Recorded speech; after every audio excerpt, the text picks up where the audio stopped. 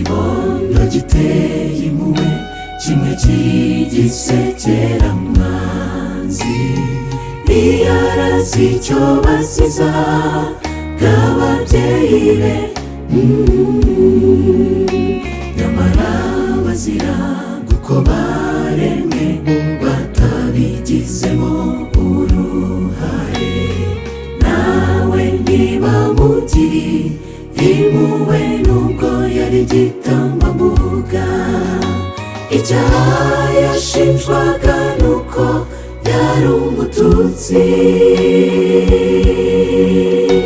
yaratakaga abo bicanyi bakamukwena cyari igihe gishishana muri jenoside yakorewe abatutsi ntawabonaga uburyo bwo kurokoka ariko Imana yo mugenga ntiyemeye ko ako gahungu gapfa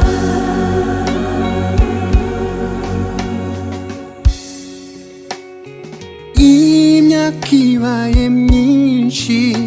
uwari muto ubu yabaye umugabo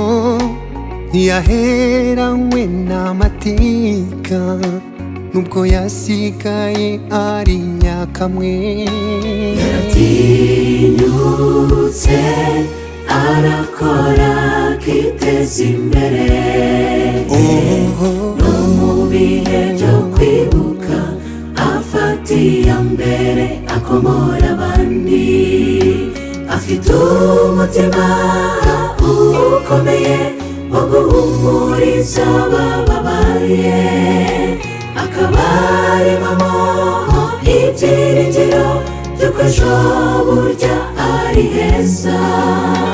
akanavuga ko nyuma y'ubu buzima hari ubundi butazaba nk'amarira gupfusha habe n'umubabaro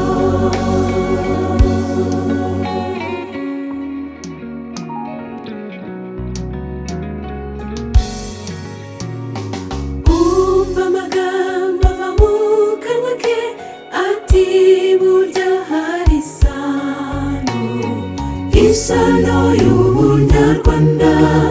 niduhuza koko turi umwe nitukemere ko amacakubiri yongera kwimikwa mu banyarwanda isano y'ubunyarwanda niduhuza koko turi umwe iyo sano ni nk'ipfundo ry'umurunga uduhuje twese isano y'ubunyarwanda niduhuza koko turi umwe igihe cy'umwijima cyarashize umucyo watashye iwacu isano y'ubunyarwanda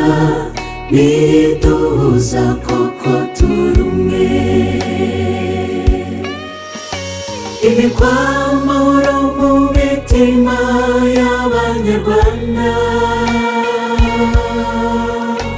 duharanire ko ibyabaye bitazasubira n'Imana yiteguye gushyigikira imigambi myiza dufite dore dutegereje umunsi w'ihumure ubwo Yesu azaba agarutse agatsinda urupfu by'iteka ryose dore dutegereje umunsi w'ihumure